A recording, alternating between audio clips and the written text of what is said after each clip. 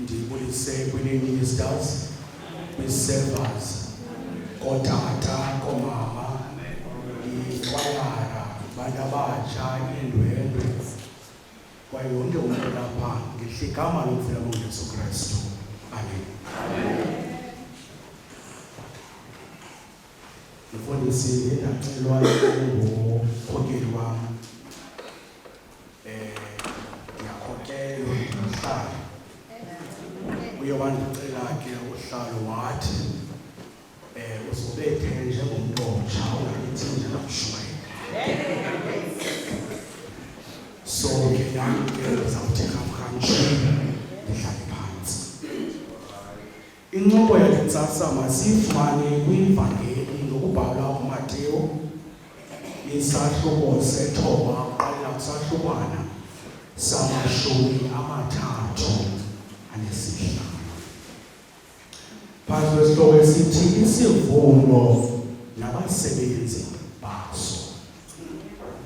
Sidibana noYesu Kristu. Uthi umbhali walevangeli uYesu Kristu wayehamba ehamba imizi nemizana, izixeko nezixekwana needolophu. Ithi ke iBhayibhile injongo kaYesu yokuhamba nemizana wayefundisa iindaba ezilungileyo. Kodwa kule ndawo uYesu Kristu siyeva apho ukuthi wayengaphelanga ekufundiseni iindaba ezilungileyo kwaye wayephilisa.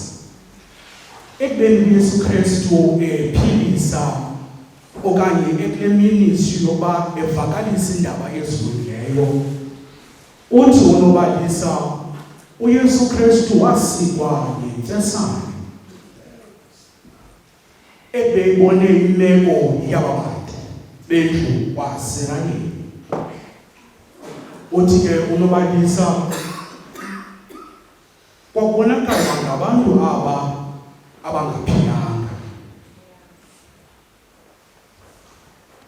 Kodwa kuthi uYesu Kristu abeyijongile le meko, wayiqonda ingxaki apha, kuye kwashota umalusi. Kuba uthi uYesu Kristu aba bantu bafanise nabantu abangadibenanga, uthi bachithakele kuba kuye waswela umalusi. Aze athi ke uYesu Kristu abhekise la mazwi kubafundi bakhe, athi ukuvuna okunene kuninzi kodwa bona abasebenzi bambalwa. Angoneli uYesu Kristu ubhekisa la mazwi athi zenikwenzeke ngoko, athi khungani ngoko enkosini yokuvuna, ize inkosi yona yokuvuna iniphe abasebenzi bokuvuna.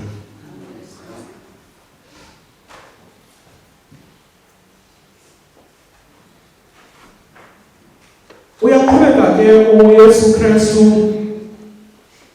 uthi apha ku-chapter 10, uthi uYesu Kristu wabiza abafundi bakhe abalishumi nambini. Uthi wabanika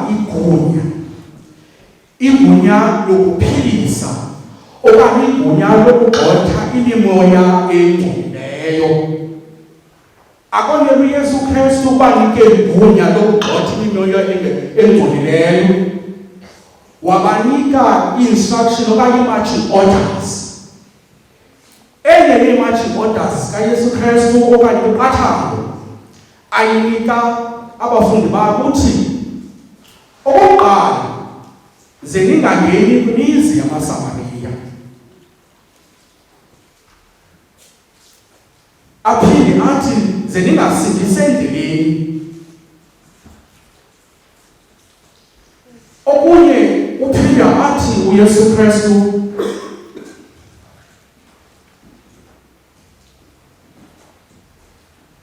apha ekuvakaliseni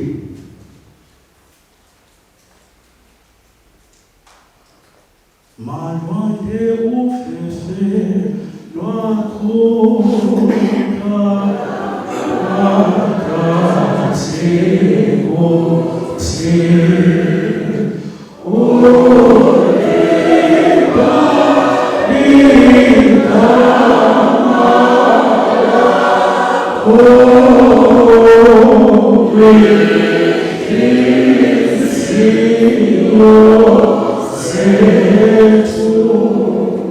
apho uYesu Kristu ethe kubafundi bakhe ukuthi mabangayi kwizindlu zamaSamariya, uba specific uYesu Kristu uthi zeziniye kanye kwizindlu zamaSeraya.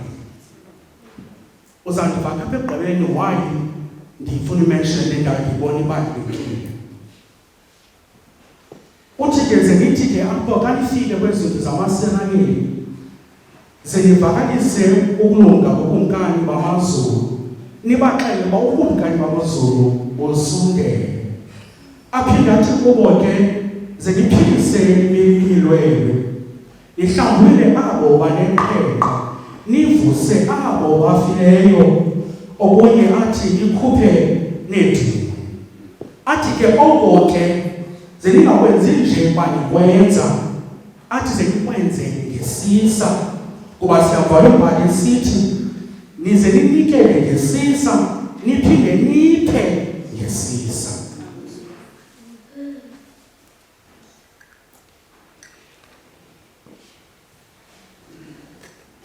Now, ndivumele ngibe nezipoints ezilandelayo.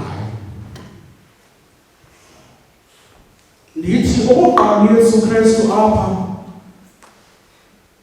uyempawarisha abafundi bakhe, kuba okuvakaliswa kweendaba ezilungileyo akuqali ngayo, bekuba ukhe uYohane ngaphambi wavakalisa. Okwesibili, uYesu Kristu kwiministry yakhe ufaka isolonga ne-compassion lokuhambisa ilizwi zeendaba ezilungileyo, ukuthi malukhatshwe yi-compassion, ukusizeleko okanye malukhatshwe yi-warmth. Kuba ubuyafunda kahle phaya kuyabonakala uba ngabantu aba abadinweyo, ngabantu aba abaphelelwe ngamandla, ngabantu aba abaphelelwe lithemba. Ngokuyeqonda uYesu Kristu akuzonela nje ukuthi lungani kuyeza ukukumkani. Uyayiqonda uYesu Kristu i-approach mayikhutshwe yi-compassion. Uyayiqonda i-approach yangoku mayibe ne-empathy, ukuze ukuvakaliswa kwelizwi leendaba ezilungileyo lelofakala. Okunye esikubonayo apha, uthi uYesu Kristu abe ethe isivuno sininzi, abasebenzi bambalwa. Sive sithi uYesu Kristu yenzani ngoko niphunga,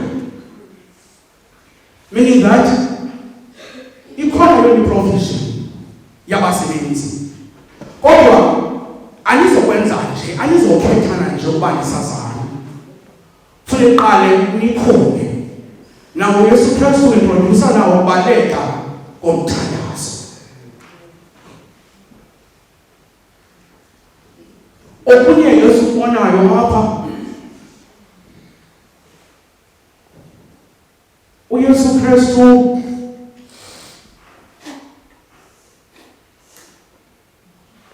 usibonisa okanye sibona le nto kuthiwa yi-restoration, kuba ngabantu aba kuthiwa batyhafile, baphelelwe lithemba. Now uYesu Kristu uthi if uba umalusi, not only umalusi nje, umalusi one-empathy, aba bantu bangakwazi baphinde babuyele babe zezinto bebezizo. Now akwanele nje uYesu Kristu apha abaxelele apha ngendaba ezilungileyo abaphilise. uYesu apha uza neprogram of action. Kuba simvile phaya baxelele uba abafundi bakhe bandizamza A, M, P and C. Yonke le nto uYesu ayithethayo it is towards a restoration yale ndlu kaSirayeli. Kuba uYesu Kristu uye wayibona phaya eqaleni ofunda le chapter ukuthi kwakukho ingxaki okanye there was a crisis kwi-leadership yabantu bakwaSirayeli. It is very interesting that uYesu ubafanisa aba bantu nomalusi. Okokuqala uYesu Kristu akathi aba bantu badinga idirect. uYesu Kristu akho gama elinomnqabelo. Wonke amagama esikhongelo ukhetha igama lokuba abantu bashota umalusi. Aba bantu bashota ngomalusi.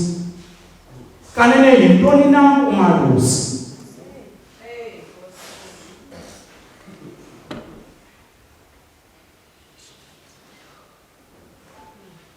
Before ndifike kuloo ndawo, zimbini izinto apha eziye zandihlala engqondweni. Indaba kamalusi. Okwesibini yile formation, yile ndibaniselwano okanye ukudibanisa kwaba bantu bayi-12 abenze abadisabile. Because abantu ngabantu abanee-characters ezingafaniyo, abanee-careers ezingafaniyo, akabathathanga ecaweni aba bantu. Because kuthi abanye bebezi-tax collectors, abanye be-loan class. Kodwa uYesu Kristu wadibanisa aba bantu ukuze bazokwenza le nto ayifunayo. Umhlambi uYesu Kristu ebeqonda ukuthi umhlambi xa ezawuthatha abantu aba-ordinary, mhlawumbi abantu xa funeke beye phaa ngaphandle beyokuloba abantu, umntu ofana nawe, izawuthi laa message xa iphuma laa message iyivisisise. Umhlambi xa izawuthethwa ngumntu onxibe impahla ezimhlophe, umhlambi nongavakali. Nawe xa uthatha umntu phaa ngaphandle besenza izinto zaphaa ngaphandle, ozawuthi ngibona apha umalusi, mhlawumbi imessage ingavakali.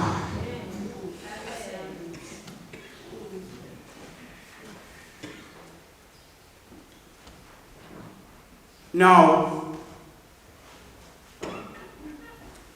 iyandikhathaza le nto yabantu okanye le nto yabantu bendlu kaSirayeli. Kuba uthi aba bantu babetyhafi. Mhlawumbi ngabantu aba mhlawumbi at one point babenamaphupha. Now abasenamaphupha. Uthi uYesu Kristu undothisile ukuba badinga umalusi. Yintoni umalusi?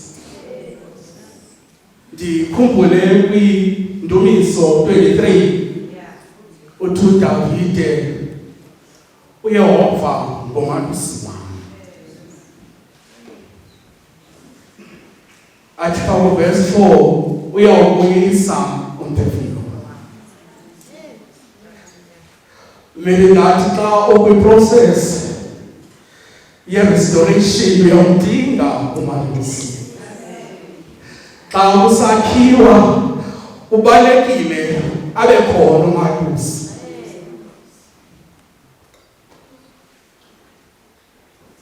Kuba ngabantu aba kleli abophukileyo. Now uyayiqonda uYesu Kristu badinga umalusi kuba bazalwane yayikhona i-leadership. Kodwa kucace uba yayikhona igap, yayikhona ivakali, ikhona le nto babengayenzi. Now uthemba uYesu Kristu badinga umalusi. So that when xa izinto kunzima ube nomamelo neloneliness.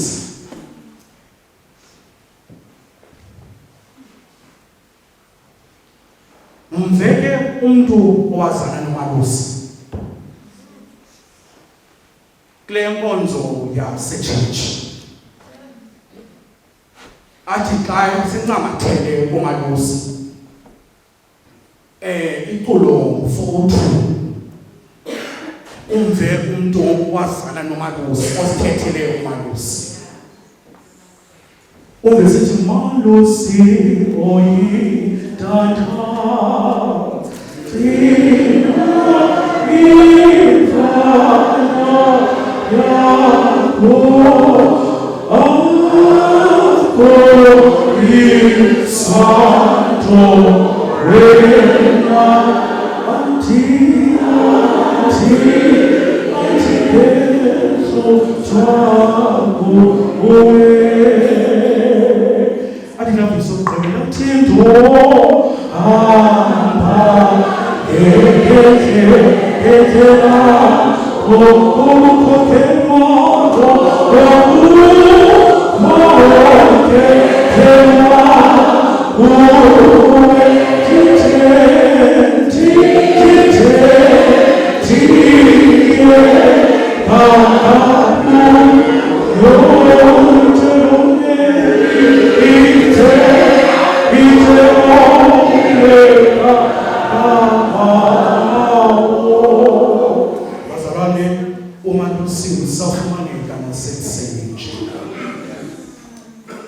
Lamalusi is still available namhlanje. Lisekhona ithuba lokuzithathela umalusi. Akufuna abantu ba-perfect apha. Akufuna abantu bagqibeleleyo apha. Akufuna zile-ministers apha ungafuna abafundisi. Ufuna abantu abazozinikela bazikhethele umalusi. Iza ngokunjalo uzokudityaniswa kuba wethu umalusi izakustora